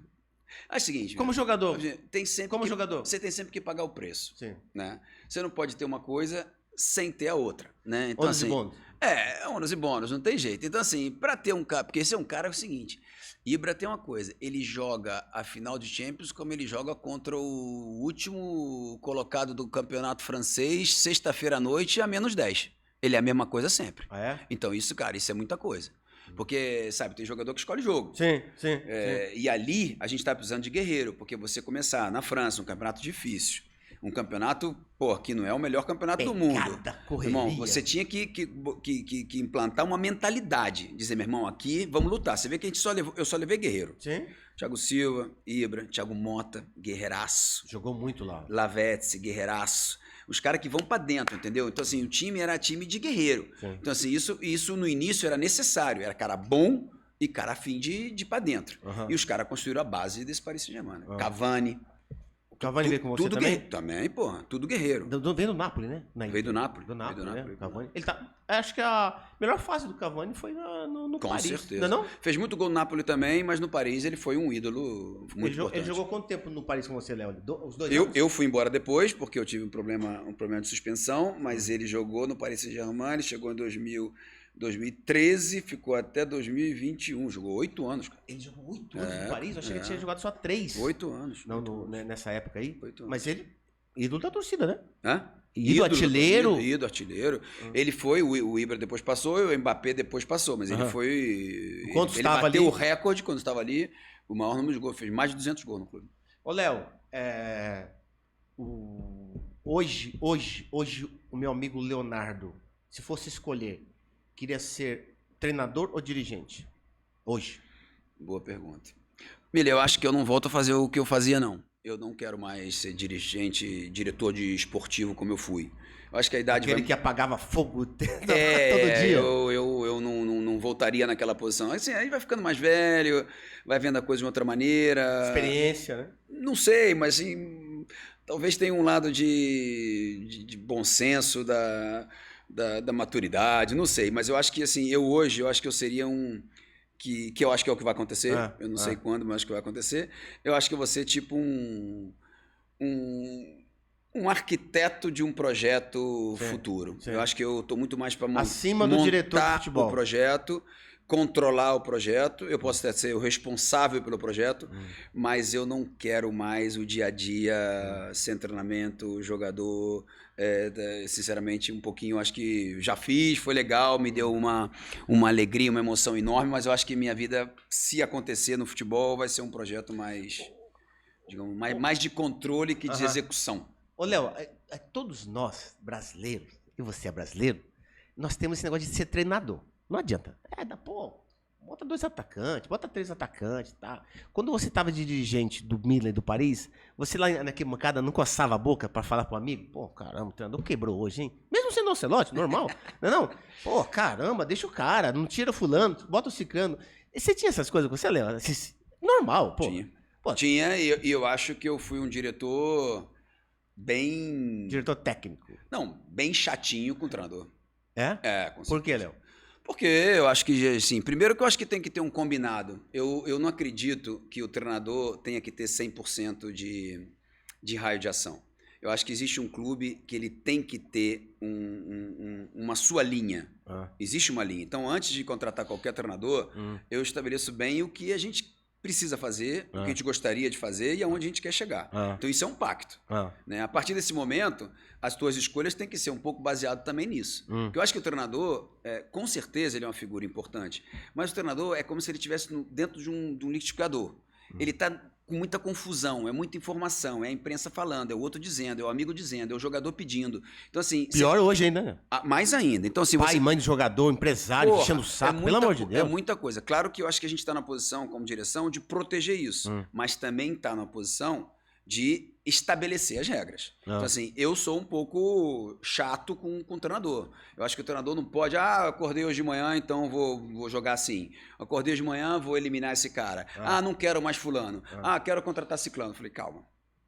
Não é certo. Calma, que nós temos aqui um clube que tem uma ideia muito clara de onde quer chegar, e depois você tem que estabelecer regras. Por exemplo, um clube quer ser alegre e divertido. Ah. Beleza, vamos contratar o Ronaldinho. Ah. Um clube quer ser sério e pragmático, que é um exemplo de... Vamos contratar o Kaká. São duas coisas diferentes, dois grandes jogadores, mas você escolhe um perfil. Né? Então, assim, eu acho que esse perfil tem que ser escolhido pelo clube. Eu acho. Até porque, no Brasil, a gente vive uma associação esportiva. Está mudando, tem os 9, mas é uma associação esportiva com 10 mil membros. É diferente. Na Europa, fundamentalmente, você tem um dono. Né? Lá é totalmente diferente. É totalmente diferente. Então, você tem um dono que também sonha, que também pensa. Então, você tem que combinar um pouco o que é a ideia de uma empresa, a ideia de um dono, com o que é a parte esportiva, que tem que ter um respeito pela escolha do treinador. Mas eu acho que tem que ter um equilíbrio. Então, na tua cabeça, o treinador, ele tem soberania no campo, mas não no extracampo, é isso? Eu acho que ele tem soberania na escolha do cotidiano. Sim, mas do dia a dia, aquele dia a dia. Existe um pacto inicial que tem que ser respeitado. Eu acho que você, quando contrata um jogador, por isso que a gente pode criticar, vamos botar aí. Criticar é sempre essa coisa, mas enfim. Mas o dirigente de futebol, da onde ele vem? Qual é a formação dele? Fundamentalmente, os presidentes de clubes hoje no Brasil, e na Europa também muitos, eles vêm, são empreendedores, empresários, são dirigentes de outros setores que chegam no futebol sem conhecer. Qual o critério que ele tem para escolher um treinador? Não tem referência nenhuma. O presidente da CBF vai escolher um treinador. Como? Ele fez o quê? Ele vai baseado em quê? Então, assim, se você não tiver, é o que acontece a maioria das vezes, uma ideia tua, você dá para o treinador 100%. Se ele perder, é culpa dele. Se ele ganhar, é mérito dele. Por isso que os dirigentes no Brasil fracassam, que eles dão ideia, treinador, ideia 100% tua, se vira, é isso? Eu acho que acontece. Que é errado. Eu acho que é errado. Porque você também não pode, que aí seria você botar o treinador numa situação onde ele é responsável por tudo, se perder a culpa dele, você muda ele. Aí você vai a tentativas. Mesmo o Flamengo, se você analisar, que é um clube que hoje tem uma estrutura maravilhosa, a melhor do Brasil, os últimos treinadores foi uma série de tentativas e erros, tentativas e erros. Ele ganha porque é um time bom, mas ele não conseguiu hoje implantar um sistema de gestão de time constante. Ele foi dando a um, foi dando a outro, foi dando a outro, e agora tem o Felipe, que está indo muito bem, que coincidiu de ser um ex-jogador e já conheceu o clube, e essa coisa está sendo feita de uma forma natural, mas eu acho que o clube tem que ter o seu know-how. Ele tem que ter a sua estrutura que é mantida. O treinador chega e pilota essa estrutura. Eu acho que o treinador não pode ter 100% da responsabilidade e se errar tudo culpa dele. Eu acho que isso aí é uma coisa que pro clube é nociva. Eu acho uma declaração muito nada a ver. Perdeu hoje, a responsabilidade é toda minha. Pô. Isso não existe. Não. Isso é uma tentativa de proteger o time, mas se analisar... Isso não está protegendo coisa nenhuma. Então, isso é uma carência do clube. Não Porque o clube fica, o treinador passa, o jogador passa, o clube fica. Então, alguém tem que pensar naquela instituição. Ela não pode viver de... E no Brasil acontece isso. Tem um clube que ganha 3 anos, depois passa 10 sem ganhar, e fracasso, aí muda o presidente. Essa coisa eu acho que tem... A instituição tem que ser protegida. Aquela frase que é bem conhecida aqui no Brasil, que diz assim, não posso cobrar do treinador método de trabalho, eu posso cobrar resultado. O que você acha dessa declaração? Mas é o que a gente está falando. Eu acho que método de trabalho não pode ser só dele, cara. Assim, se um clube, por exemplo, 10 minutos a gente acaba, Léo. Beleza. Bora. Vamos lá atrás. São Paulo, teu. Sim. Okay? São Paulo dos anos 80, 90. Tinha um know-how. Tinha um cérebro que funcionava em função daquilo. Tinha uma ideia de início, meio e fim. Produziu 2 gerações maravilhosas e vencedoras. E aquele know-how estava dentro do clube. Chegava um outro treinador, mas ele tinha ali... Permanecia aquela coisa. Se você não faz isso, você vai andando... Se hoje chega um treinador, faz tudo e vai embora e leva tudo com ele, o clube ficou órfão de alguma coisa que fez dele vencedor. Então, assim, o clube tem que ter um cérebro esportivo constante. E isso, os dirigentes de futebol, que não são de futebol, não têm essa visão. Para ele, é uma gestão comercial, uma gestão econômica, uma gestão da torcida, uma gestão de comunicação, mas acaba sendo a gestão esportiva quase, digamos, feita por outros. Olha, você concorda que o clube brasileiro tem que virar, os clubes grandes têm que virar SAF? Olha, a SAF, eu acho que virou... Que, na verdade, é clube empresa. Alternativa para clube falido. Sim. No Brasil, virou alternativa para clube falido. Sim. Vasco. Quem virou SAF é porque não tinha uma outra alternativa. Eu não acredito num modelo único. Acho que não tem que ser SAF ou tem que ser, sabe? Na Inglaterra, todos são empresas. Sim. Há anos. E são empresas de sucesso que são coordenadas por uma Premier League, Sim. que é uma grande agência, uma grande controladora de tudo isso. No Brasil, esse controle ainda não existe. Sim. Financial Fair Play, controle de investimento. Entra a 777 no Vasco, você nem sabe de onde vem o dinheiro, aonde foi, o que foi, o cara faliu e foi embora. Então, não existe controle nenhum. E deixou o rombo. Exatamente. Então, é uma SAF falida. Então, assim, acho que não existe um modelo que tem que ser. O Real Madrid e o Barcelona são associações sem fins lucrativos ainda. O Real Madrid são os investidores madrilenhos que bancam o time todo ano são com bilhões. associações, é uma associação ainda. E é o clube mais rico do mundo. E mais vencedor. Sim. E mais vencedor. Então, assim, não existe que você Então não precisa ser SAF. tem que ter uma SAF. Exatamente. Você tem que ter um modelo que se adapte à realidade do clube. Isso é o que tem que ser. Eu acho que no Brasil a gente está aí também com tentativa. Eu acho que o Botafogo vai passar por outro momento complicado. Acho que já está com um momento complicado. Já está começando, porque não é questão de ser SAF ou ser associação, é a questão de você ser sustentável. Você tem que fazer uma coisa sustentável. E muitas vezes aqui a coisa vai um pouco assim, você faz a coisa e... Meu amigo Léo, com a rede social hoje, duas coisas sobre rede social. A rede social está atrapalhando o jogador, o dirigente e o treinador hoje? Cara, eu não quero ser o crítico, a gente fala muito disso, assim, eu acho que não sou eu que estou falando, a gente pode ler artigos de jornal e de revista, de estudiosos. A rede social trouxe para o ser humano uma necessidade da validação do que ele faz muito grande. A gente bota uma coisa esperando que as pessoas digam tá legal ou não tá legal. Então isso eu acho que cria uma insatisfação muito grande. Eu acho que o jogador vive muito a rede social. Eu acho que a rede social te traz muitas vezes uma coisa negativa, na minha opinião. Claro que nós somos uma geração diferente, a gente não tinha esse ataque constante do público individual, né? Que você vai ver ali no teu perfil, você é bom, não é bom, te dei like ou não te dei like. Eu acho que isso mudou sim, mudou o comportamento. Acho que muitos estão muito preocupados se aquela coisa... Mudou para pior? Eu acho que criou uma coisa ainda mais ligada ao indivíduo. Que é normal, o ser humano é assim, mas quando você tem uma coisa muito individualizada, onde você pensa muito na tua imagem própria, fazer um time é mais difícil.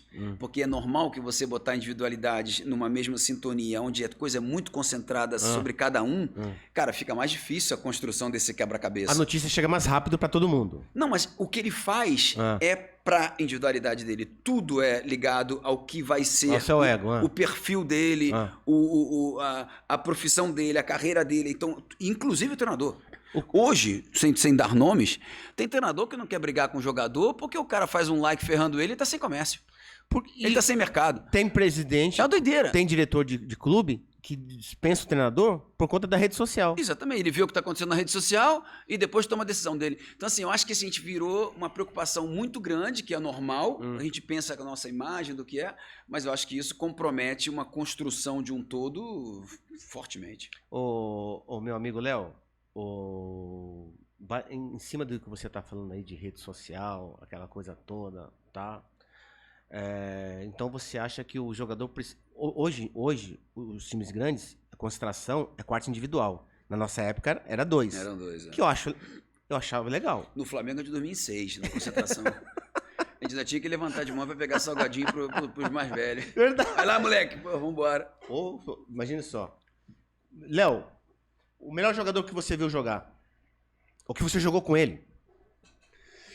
Pô, cara... Ué? Eu, assim, vou dizer... O melhor jogador que eu vi que jogou comigo foi o Zico. Vou dizer 2 justamente por isso. O Zico, pra mim, é assim, concurso em tudo. Porque Zico, pra mim, além do que ele representa como jogador, e pô, a qualidade dele, a simplicidade e tão eficaz que era o jogo dele, a quantidade de gols, o modo de fazer. Zico era fenômeno. Fenômeno. E uma pessoa que, cara, eu tenho um amor. Até hoje. Eu tenho um amor pelo Zico. O Zico até hoje é humilde. Cara, é uma coisa incrível, né? Quando ele chega, aquela simplicidade dele, ele um pouco desbunda todo mundo, né, cara? Assim, é uma coisa impressionante. Então, pra mim, é o completo. Depois, eu acho que o Ronaldo Fenômeno foi uma coisa impressionante, cara. Eu acho que o Ronaldo teve, assim... anos da carreira dele que realmente ele estava numa sintonia diferente. Ele girava de uma outra maneira. Melhor atacante que você viu jogar, Ronaldo Fenômeno? Acho que sim. Tem um monte, né? Sim, tem um monte. Mas eu acho que o Ronaldo, aqueles anos principais dele. No Barcelona. Como número 9. Não, no Barcelona, Real Madrid arrebentou. E na Inter também. Machucou. Antes de machucar, ele arrebentava. Pô, fez o primeiro ano que foi uma coisa... O treinador que era fraco, ele... Aquele fraco. Hector Cooper. Pelo amor de Deus. Mas, pô, acho que o Ronaldo ele não gostava de brasileiro. Também. É verdade. Argentino, né? Não gostava de brasileiro, pô. Entendeu? o meu amigo Léo, o melhor time que você jogou? Pode ser 2, 3. Não, São Paulo. Sem dúvida aquele nosso São Paulo. Eu acho que eu nunca tive, assim, tanta certeza que a gente podia ganhar o jogo, qualquer jogo. Aquele time girava... A gente entrava sabendo que ia ganhar, né? Caralho, era impressionante, que era um sentimento e a coisa era leve, né? Mas você saía do jogo... falando do teu São Paulo, você lateral esquerdo ou você no meio? Ou os dois? Eu acho que no meio, porque o lateral esquerdo foi o início. Depois eu saí, depois vocês continuaram ganhando tudo e eu voltei num time que já tava... pronto. Não, o Milan. Voando. Tinha ganho Libertadores, Mundial, e blá, não tinha atacante. Não, exatamente, a gente estava repetindo os títulos. Isso. Era a repetição dos títulos. Isso. Então eu cheguei ali que a coisa já estava... Então, Foi um divertimento, né, Léo? Um divertimento. Um divertimento. E outra coisa, você nem cansava, cara. Você saía do jogo, era, porra... E eu nunca tive essa certeza. Eu acho que o melhor time que eu joguei foi aquele. No São Paulo de 93, que o Leonardo, 93, 94. meu amigo Léo de camisa 10, arrebentou. Foi muito Pra bom. mim não foi novidade. Pra gente não era novidade, porque eu já sabia do potencial do Léo, né? Na seleção do São Paulo, lateral esquerdo. Eu falava pro saudoso dele, ele falava assim, professor, o Leonardo no meio. Eu falava, o Leonardo no meio, ele não vai ficar devendo nada a ninguém. E o Tele fala assim, será? Eu falo assim, poxa, olha a habilidade que ele tem. Ele vem na lateral esquerda, lembra que você cortava pro meio, passava, tá? E o Tele, acho que isso também contribuiu pro Tele lá na frente, né? Esse foi que ele te ligou, né? Foi, me ligou. E depois me falou que ia me botar no meio. E eu acho que ele já tinha essa ideia. Ele foi meu treinador no Flamengo também. Isso. Foi um treinador no Flamengo também. Quer dizer, o Tele é um cara que, pô, a gente conhece bem. Ele não dava duro nem em mim, nem em você. É verdade. Ele te amava também. E dava duro em todo mundo, né? O Raí, porque ele amava o Raí. Porra, Cafu. O Cafu xingava direto. Mas ele fazia pro bem, né, cara? Bem, ele claro. ele queria estimular o cara, né? Ele queria... É aquela coisa, se ele parasse de falar contigo, era muito pior, né? Se ele te abandonasse, era muito pior. Léo, treinador, melhor treinador que você... 1, 2, 3 treinadores. Tele. Melhor que você trabalhou? Tele? No Flamengo e no São Paulo? Tele. Por que, Léo? Porque, cara, assim, ele tinha uma preocupação, né? Ele era um cara que a estética também era importante. Ele queria a coisa bonita. Ele queria que a coisa funcionasse, nem que você perdesse o jogo, mas você tinha que funcionar legal. E eu acho isso é uma coisa que ele gostava do boleiro que tratava bem a bola. Tem a bola. Então isso é uma coisa que eu já gostava, sinceramente. E depois eu acho que assim, a dedicação dele, aquele modo dele quase ranzinza, mas que era de paizão. Depois a ideia da perfeição técnica, de chutar uma bola de um jeito, se posiciona assim. Isso não tem mais. Não, esquece. Isso não tem mais. Então, assim, essa coisa... E você vê que muitos jogadores, mesmo sem citar nome, que talvez não tivesse uma grande qualidade, com ele rendia mesmo. Porra! Vários? Ele conseguiu botar os caras num nível muito alto sem ter isso. E isso é do cacete, cara. Isso é difícil para um treinador. E depois, cara, assim, eu tinha uma identificação com ele. Pelo que você vai... Acho que não é questão que ele não me dava duro. Acho que tinha um carinho. Sim. Tinha um carinho que a olhada dele para mim já era dura. Eu sabia também. Aonde estava, onde não estava. Então, assim, cara, para mim foi o cara que eu mais me identifiquei. Meu amigo Léo, isso que eu tenho que te falar. Porque a gente não tem só festa. Tem guerra também na profissão, né? Aquela expulsão. Puta que pariu. Eu lembro da cena. Pós-jogo, eu lembro. Muito ruim. Não é diferente, né, Léo? Muito ruim. Meu amigo Léo voando baixo. Eu falava pro Branco, Branco, pode desamarrar a chuteira. Por quê? Você não vai jogar. Eu falava pra ele, pô. A gente tinha intimidade, a gente já vinha de 3 copas, eu e Branco, 2 copas. Falava, Branco, esquece-me. O Léo tá voando em todos os sentidos. Esquece que você não vai jogar. E o Branco vinha machucado, você lembra disso? Machucado, lógico. Ele ia ser cortado, pô. O Zagallo falou que ia matar ele. Exatamente. E aquele... Léo... Foda. Ali... Eu realmente me sentia super bem, menino. Eu tava me sentindo tava voando, Léo. Confiança bem, lá em cima. Fisicamente, confiança lá em cima. Meu filho tinha nascido, meu primeiro filho, Lucas, tinha nascido dia 21 de junho, que foi o dia depois da nossa estreia, que foi dia 20 com a Rússia, ele nasce dia 21. Era um momento, sinceramente, maravilhoso. Pleno, na verdade, pleno. Mas que isso é que é legal de ver, né? Que um segundo pode mudar essa história, né? E realmente foi, pô... foi terrível. Até hoje, né? Explicar é difícil, porque quando eu vejo aquela imagem também, é uma imagem fortíssima, Sim. que é até difícil dizer que não tive aquela intenção, né, de bater no cara. Léo, pra mim você não teve intenção. Não, Te conheço. vou ser sincero, cara. Ele tava puxando minha camisa e era Você tentou desvencilhar era a dele. terceira vez que acontecia aquilo no jogo. Na jogada. Ele tava me marcando, eu apoiava muito, acho que a indicação era me marcar. Sim. Então eu ia e ele, fazia falta. Aí quando ele foi, ele me segurou pela camisa e ele tá caindo aqui e ele me puxou a camisa. Você tentou sair Eu dele. tentei tirar o braço dele, da minha camisa. Sim. Pô, ele tava caindo, peguei ele aqui, mira, aí foi foda. Aí foi realmente, dá até dor, né, de pensar, porque é como se desmoronasse, né? Quando eu vi o cara com cartão vermelho, eu já... Foi a maior não, tristeza da tua carreira. Ah, foi. Foi a maior. Foi, Copa do Mundo? Foi. Não, e é inegável que, eu me sinto menos campeão, menos... Não, mas ele é normal, cara. Aconteceu um negócio que eu não fui até o final. Eu fiquei com o grupo, mas fiquei numa situação, né? E, poderia até ter comprometido o time, podia... Um jogador a menos. Mas a coisa legal dessa história é assim, cara, eu era muito ligado ao Bebeto, a gente jogou no Flamengo há muitos anos, e realmente eu fui expulso aos 43 minutos do primeiro tempo. Aí eu vou logo pro vestiário, e logo depois vocês chegam, né? Eu chego, e eu tava no canto lá, eu falei... Chorando, eu vi. Morto no canto. Aí Bebeto, aquele jeito dele, né? Aquele jeito de garotinho, ele vem assim, velho, fica tranquilo, eu vou fazer um gol, a gente vai ganhar esse jogo, vai dar tudo certo. Eu falei, beleza, velho, vamos lá, vai com tudo. Aí eu fiquei... Nessa hora é difícil, eu não queria nem atrapalhar, né? Sim. Aí, meu irmão, vai lá, gol dele. 1-0, 4 de julho, Sim. contra os Estados Unidos, nos Estados Unidos. Dia da independência dele. Pô, meu irmão, quer dizer, pior não poderia ser, né? Então, assim, e ele faz 1-0, o Branco, que estava se recuperando, que não estava bem, volta com a Holanda, faz o gol da vitória. Da falta. Que talvez eu não fizesse aquele gol, né? Aquele gol, acho que tipo de gol eu não faria. Sim. E ele fez. Então, assim, acabou sendo uma história ruim dentro de uma história feliz, que foi legal para todo mundo no final, mas para mim, com certeza, Porque, rapidinho, Léo, pra gente acabar. Por que o futebol brasileiro não é visto na fora? Na época não era. Porque não foi estruturado. Hoje, com rede social, principalmente, não se sabe no futebol. Eu acho que teria que ter muita coisa, né? Tipo, aqui a gente precisava de um programa todo para falar disso, mas tentando falar rapidamente, eu acho que o tipo de visão que a gente tem política do futebol, ele amarra e engessa o nosso produto. A gente não tem nenhuma união para fazer uma liga. Sim. Nós estamos há anos brigando por uma liga e hoje existem 2 ligas. Sim. Que a gente nem sabe o que vai acontecer. Se vem direito televisivo separados, um monopoliza o direito internacional, o outro... Então, cara, se não houver uma consciência de que se todo mundo se juntando, a torta vai ser maior e a divisão dela vai ser melhor para todo mundo, se não tiver essa consciência, não vai acontecer nada. Mas agora, um país como o Brasil, que tem a população que nós temos, a tradição que nós temos, a qualidade que nós temos e a riqueza que nós temos, talvez seja um dos poucos que possa fazer realmente um campeonato à parte, fora do centro europeu, que é o centro do futebol hoje, que poderia ter realmente uma visibilidade mundial. Só que, cara, a gente está fechado numa política, que a gente tem o que tem na CBF, a gente tem o que tem nas ligas e nada. Você criticou o nome, por que, Léo? Como? Você criticou o nome, Brasileirão.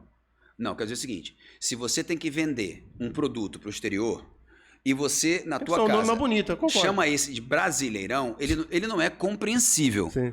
O chinês vai ver Brasileirão, mas que é isso, cara? Você não transforma esse nome em nenhum nome internacional, porque se você não vende nada. Você não vende nada. Então, o que é o futebol brasileiro? As pessoas não entendem. Então, você tem que criar um modelo, criar um produto e vendê-lo, e divulgá-lo, e comunicá-lo. Hoje, o jogo do Brasil, no dia seguinte, não sai nem no Jornal da Argentina. Flamengo ganhou do São Paulo. Sim.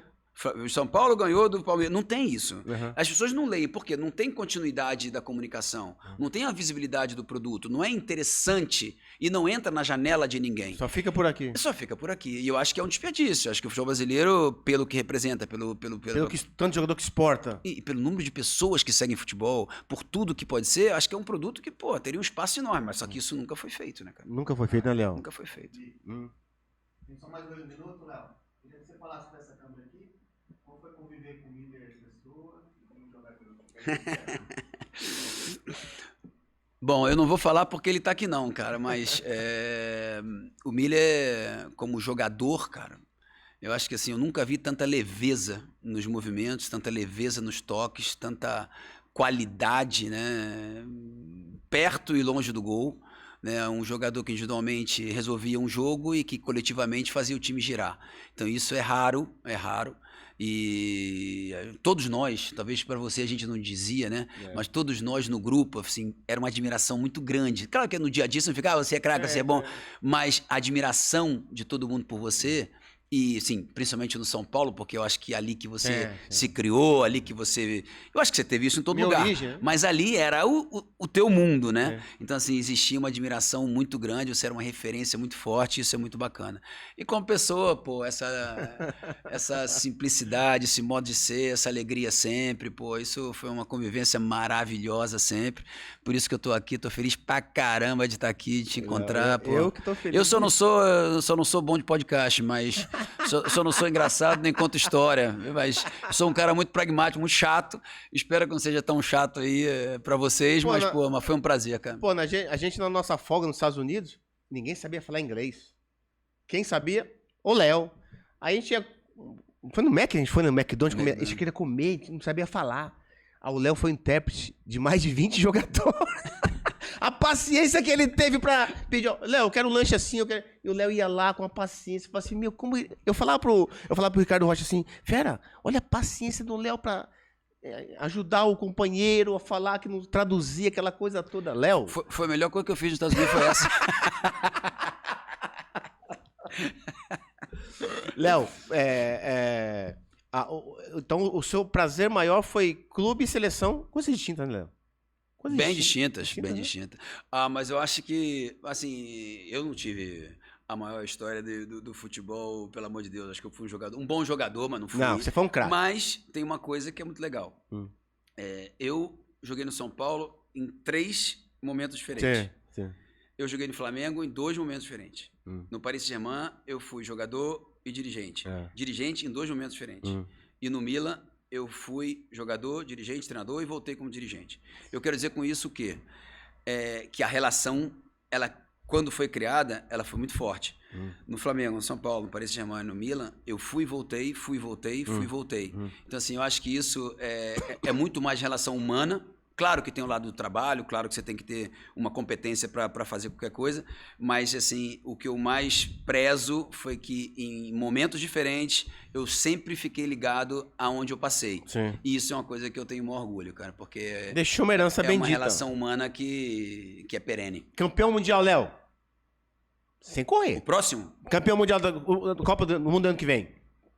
Na cabeça do Léo, meu amigo. Espanha. Próxima você pode dizer mundial. eu digo Espanha. Campeão brasileiro esse ano? Flamengo. Da Libertadores? Também Flamengo. Bom, você não segue muito, mas melhor jogador brasileiro hoje. Que joga no Brasil? Eu adoro Pedro e tô gostando muito do Caio Jorge. Foi justa a convocação do Caio Jorge? Eu acho que pelo sim. que ele vem fazendo. Artilheiro do brasileiro, na verdade é uma convocação de 25 jogadores, tem 4 jogadores do Brasil, né? Só 4. Milagre. Só 4. E olha que é pouco, né, Léo? E assim, acho que o Caio Jorge, 23 anos, é artilheiro do Campeonato Brasileiro, eu acho que uma chance merece. Abel Ferreira. Gosto do jeito dele, acho que é polêmico, mas é normal que seja. Vencedor, mas assim, como é que eu posso dizer? É um cara que não sei se ele está bem aqui. Eu, às vezes, tenho a sensação que ele está meio agoniado. Sempre brigando com as pessoas. Sempre agoniado, mas eu acho que o que ele fez no Palmeiras é... Melhor treinador atualmente no Brasil, Léo, na tua cabeça? Você fala assim, esse cara aqui, eu acho que... Mesmo estrangeiro? Bom, um estrangeiro e um brasileiro, vai. Porque, eu acho que o Abel Ferreira tá entre os melhores, com certeza. E eu acho que o Felipe Luiz, cara, vai ser um dos melhores. Você acha que o Felipe Luiz tem, não bagagem, mas ele tem capacidade pra ser um treinador de seleção futuramente? Eu acho que ele entra naquela categoria que a gente estava falando antes. Eu acho que ele tem um entendimento global daquela posição dele. Ele não é só um treinador, eu acho que ele ele estudou. Entra naquela... Ele entra. Naquele eu pacote? Acho que ele se encaixa numa visão de... Ele sabe se comunicar, ele entende as situações. Fala vários idiomas. Ele é incisivo no momento que tem que ser, fala vários idiomas, jogou na Europa. Eu acho que ele tem, assim... Ele é um cara que tem muitas qualidades. Será que nós vamos perder o Felipe Luiz pra Europa? Tem possibilidade, Léo? Ele jogou lá, né? Pode ser. É? Pode ser. É bem grande, né, Léo? Pode ser. Não dá pra competir com o euro, né? Não, mas esse é o problema. A ideia do cara de ser bem-sucedido é ser bem-sucedido na Europa, né? Isso tá, infelizmente... Infelizmente. É a lei não escrita. O Brasil não dá pra competir com o futebol internacional. Milha, Temos financeiro? Não, em termos de tudo, Milha. Assim, eu vi essa discussão aí, né? É. Durante o Mundial. Isso. O Brasil é competitivo, não é competitivo, os times europeus vê como é que não é. Eu acho que essa discussão, ela não tem sentido, cara. É como se dizer, que é melhor? São os economistas do Brasil ou economistas americanos? Cara, o americano tem uma economia mundial. O Brasil tá vivendo uma economia... Tribal. No Brasil. É. Então, assim, cara, aí o cara, de repente, aqui é até mais inteligente que o de lá, mas o cara tá lá. Então, hoje, quem tá na Europa tá no cenário mundial. Então, não tem como discutir isso. Infelizmente a resenha acabou porque o Léo fala muito e ele tem horário pra. Ele vai agora na ESPN, né? Léo, obrigado pela. É um prazer, cara. Você, olha, eu te amo. E ó, que a gente quase não se fala no WhatsApp, a gente fala pouco. É verdade, a gente quase. Mas temos que. Eu já falei pra você, não só eu não. Todo jogador que jogou com o Léo fala a mesma coisa. Mesma coisa. Que o Léo é um cara maravilhoso. É um anjo. O Léo é um anjo. Obrigado, meu amigo, por ter. Valeu,